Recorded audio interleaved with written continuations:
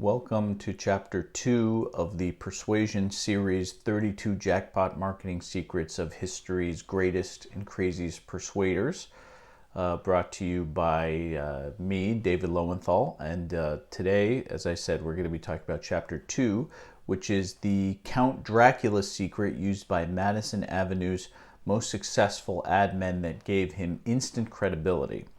Now, when I say Madison Avenue's most successful ad men, you're probably thinking of David Ogilvy, of Ogilvy and Matter, and you'd be absolutely right. That is who we're going to be talking about. But unlike most people who analyze Ogilvy, today we're not going to be talking about any of his copy or his marketing, copywriting abilities or abilities to write ads or place ads or anything like that.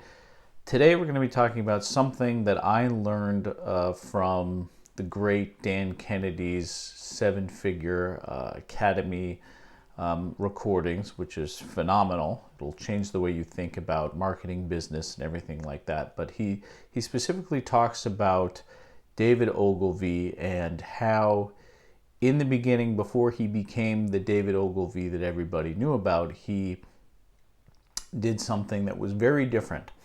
Now, if you think about it, he started in the late 1940s, early 1950s in advertising, which, you know, if you've ever kind of watched any movies or TV shows from that era,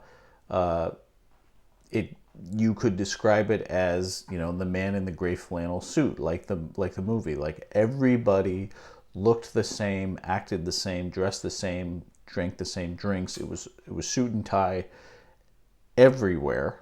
And so David Ogilvy, and I'm not sure if Kennedy said that he invented this from the very beginning, but one thing David Ogilvy did to stand out was wear a cape, like a Count Dracula cape,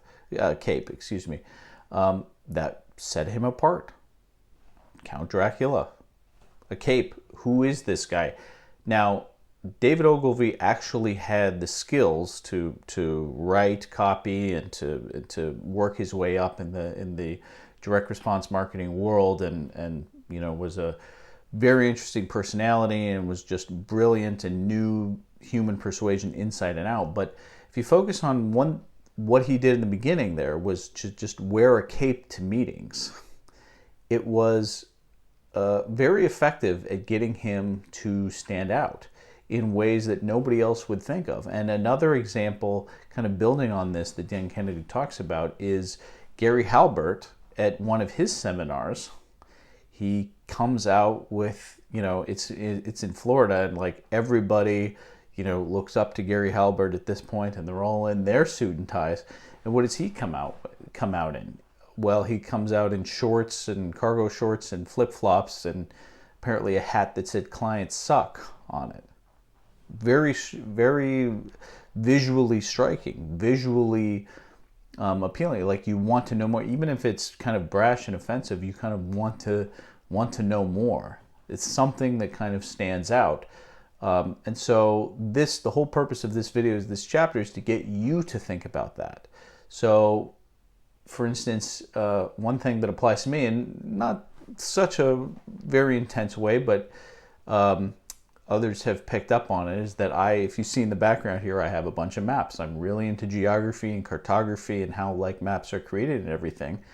And one thing, when I do these videos or do video calls, people tend to notice that I always have maps in the background, and people, you know, say that David's in his map room or in the war room or something. So it's something that can help me stand out. Now, I didn't do that intentionally. It's people brought that up to me, but it's now something that I think about. What could I have in my background? What could I be wearing? Now, this isn't necessarily this definitely is not going to make up for skills that you don't have if you don't have them. You need to, quote unquote, do the work and you know what it is you're doing. Know how to do direct response marketing, know how to do persuasion, know human nature, know your business and your product through and through. But there are these different persuasion secrets that you can use, and standing out is just one of them. That would be the lesson of this video, which is just what can you do? What kind of small things can you do to just kind of stand out from your competition in ways that will make them take notice in a good way? So that is today's video. Thank you for watching, and tomorrow we'll move on to chapter 3.